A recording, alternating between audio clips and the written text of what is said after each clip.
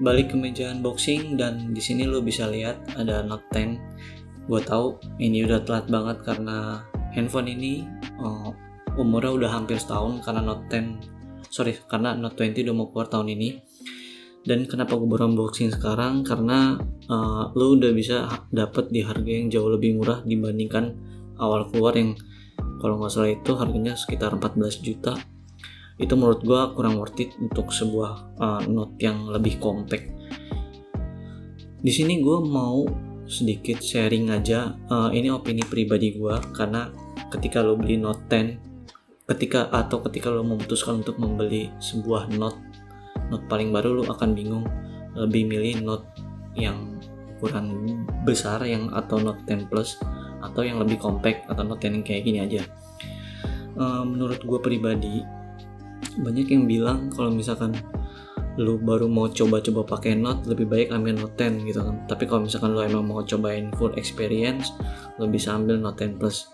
Menurut gua agak salah sih kalau misalkan lu mau coba-coba tapi lu masuk ke ambil ke Note 10. Karena sekarang udah ada handphone yang lebih murah lagi ya, yaitu Note 10 Lite ya. Note 10 Lite itu jauh lebih murah dibandingkan Note 10 ini, dan fiturnya kurang lebih hampir sama. Mending kalau misalkan emang lo mau coba-coba untuk ambil Note, lo bisa ambil ke seri Note 10 yang versi Lite.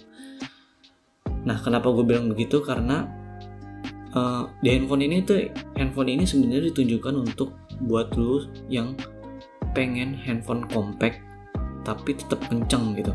Dan segala sesuatunya di HP ini tuh semuanya ada juga gitu di Note 10 Plus-nya gitu. Cuman ada beberapa fitur yang sebenarnya hampir nggak lu pakai. Yang pertama, ini boxnya kurang, kok kelihatannya murah banget ya. Coba lihat deh, gua ada ada S9, lihat deh boxnya. Ini jauh lebih premium dibandingkan HP flagship Samsung tahun-tahun sekarang sih. Oke, lanjut.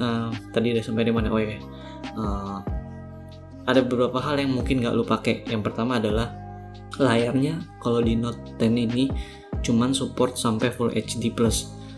Tapi sebenarnya faktanya kebanyakan dari lu semua kalau lu beli yang versi Note 10 Plus, kan layarnya tuh support sampai 2K.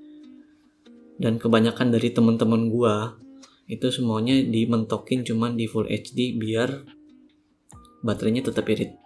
Dan itu satu fitur yang menurut gua agak membazir. Oke, yang selama ini netizen pada keluhin. Yang kedua adalah kamera TOF-nya. Karena kamera TOF itu sebenarnya fungsinya di Note 10 Plus itu untuk lebih kepada untuk lo yang misalkan mau lihat, misalkan lo nemu sesuatu barang dan lo mau print barang tersebut di 3D printer, itu bisa. Jadi misalkan lu lihat sebuah patung, lu fotoin pakai kamera TOF itu, dan bisa lu print dan nanti akan lu cetak sendiri gitu. Itu sebenarnya fungsinya lebih banyak nggak kepake kalau menurut opini pribadi gue ya. Dan selanjutnya slot microSD. Oke, slot microSD di sini emang absen emang agak disayangkan. Cuman di sini lu udah bisa dapet memori yang udah cukup besar, 256 GB.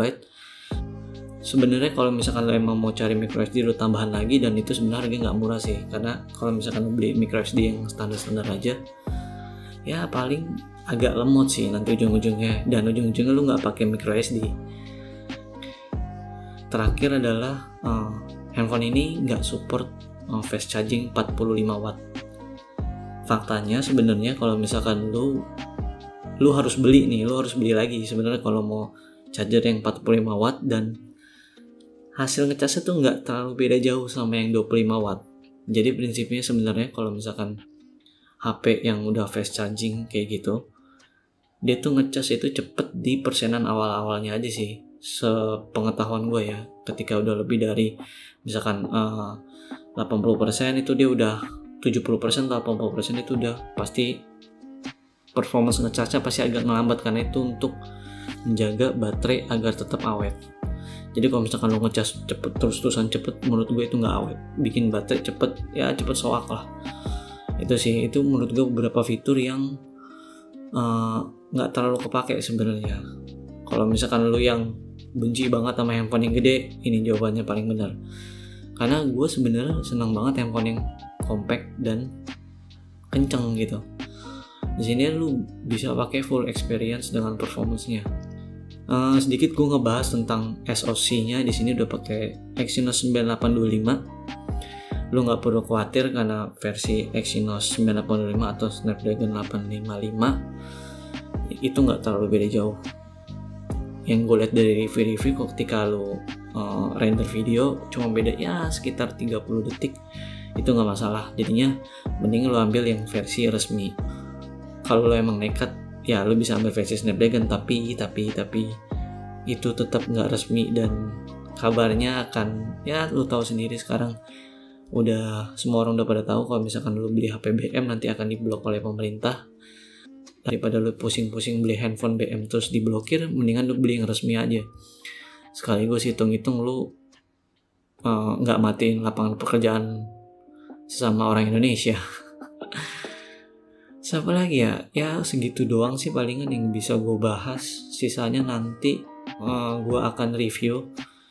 Sebenarnya gue nggak akan review yang ribet-ribet karena sebenarnya udah ada yang review yang lebih bagus lagi. Gue cuman ngungkapin opini pribadi gue sendiri aja buat yang masih bingung mau ambil Note 10 atau Note 10 Plus.